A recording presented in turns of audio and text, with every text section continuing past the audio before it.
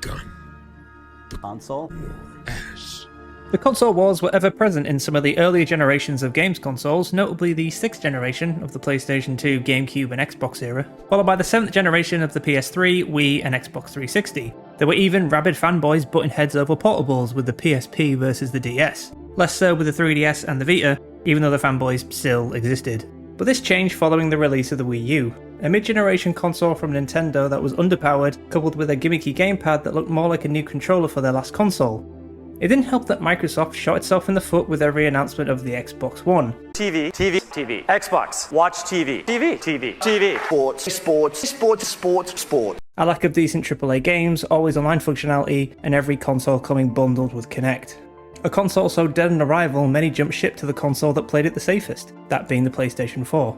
Even with the launch of the PlayStation 5 and the Xbox series of consoles, the fanboy wars seemed very timid compared to the previous generations. But lately, rampant fanboyism is back, with Starfield helping to reignite the console wars 3 years into the generation. Ever since Xbox shifted focus to the casual market with Kinect, Microsoft has even admitted they are firmly in third place. With a lack of AAA first-party studios, Xbox went on a buying spree with the big purchase being Bethesda. Since then, however, there has been very little to show for the $4 billion spent on these studios. Xbox now owns some incredible IPs like Wolfenstein, Elder Scrolls, Doom, Fallout and Dishonored.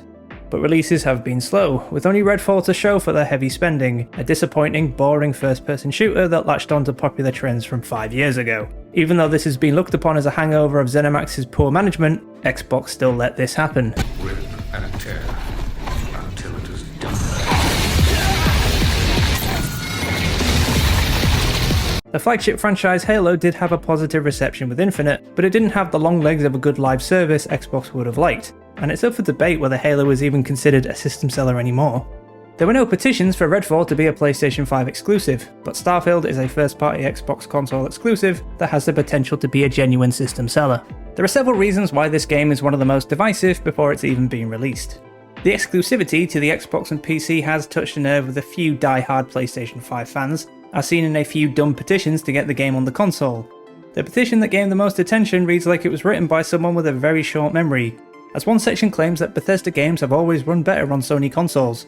I guess they forgot about how Fallout 3 looked and ran worse on PlayStation 3, and Skyrim had a horrendous save glitch, where if your save was more than 6 megabytes the game would lag the more you saved, to the point where it was unplayable.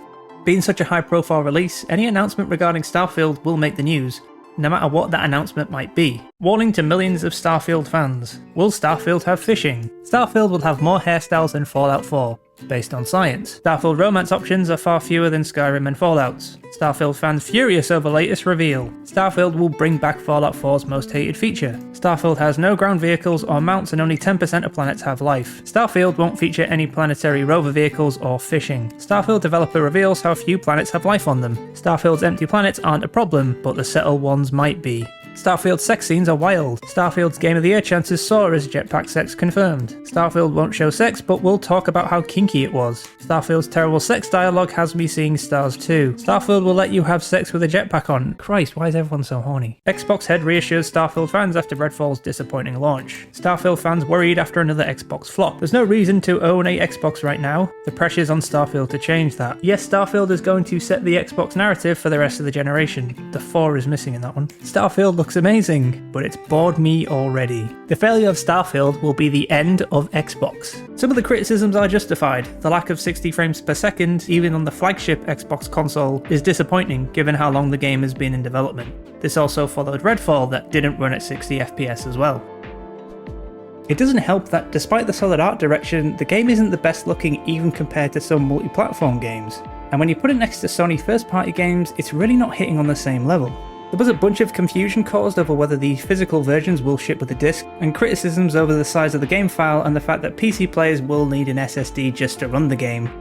Even before release, Starfield has been review bombed, or is that review bomb, with the first user review on Metacritic popping up in mid-June, 2 months before release. Of course it got a 0 out of 10 and this post has no information about the game, instead taking aim at the apparent microtransactions that were rampant in Fallout 76, and mentions an imaginary shot glass that doesn't come with the game's special edition.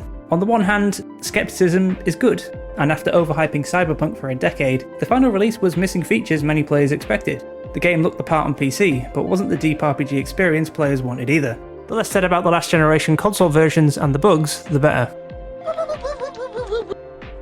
Then there's No Man's Sky. It's a spacefaring, planet-hopping adventure that was as wide as an ocean and as deep as a puddle at launch. While in a good place now compared to its release, the worry is Starfield may suffer from the same issues of being too big, with familiar-looking planets and very little depth.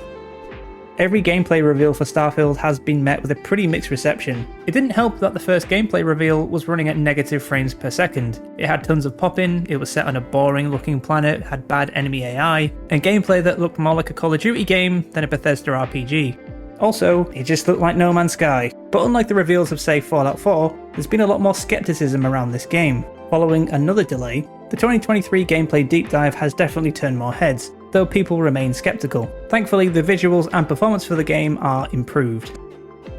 Xbox made a shift to focus on services following the weak launch of Xbox One. Game Pass is frequently cited as the best deal in gaming. Whenever you buy a game on Xbox, you can also play it on PC. Any exclusive will also launch on PC the same day. They're a big supporter of cross-platform support, and they have one of the better cloud streaming services. But even now, the lack of first-party exclusives is an issue, and it's been reflected in the current console sales. Xbox is still playing catch-up, as Sony has no doubt been eating them for breakfast this generation, with the sales of the PlayStation 5 beating the Xbox consoles 2-1, and that's with two Xbox consoles that are both cheaper and easier to get hold of than the PlayStation 5 alternatives. Even Nintendo have managed to turn their fortunes around, going from one of the worst-selling consoles to a system that even outsold the Nintendo Wii. And despite the dated hardware, there are more decent exclusives for the Switch than Xbox right now. Both companies have such strong first-party lineups with the power to sell consoles, so it's odd to see one of the most anticipated games of the year being an Xbox first-party title, because Redfall certainly wasn't it. Fallout 76 was Bethesda Softworks' last release, and it's fair to say the company's had something of a fall from grace, not to mention the way Bethesda managed the game after its release. Despite the positive reception, Fallout 4 was overhyped, and felt like a dumbed-down version of previous Fallout games, and there's a reason why many fans are asking for a sequel to Fallout New Vegas.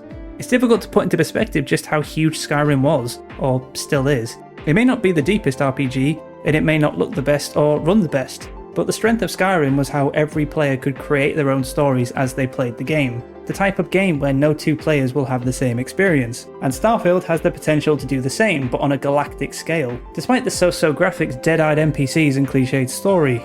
Starfield probably won't have the critical reception of Zelda Tears of the Kingdom, or get the same amount of Game of the Year awards as God of War Ragnarok, or be hailed as one of the greatest games ever made, like Gollum. But no matter how Starfield is received, something tells me it won't be the end of Xbox.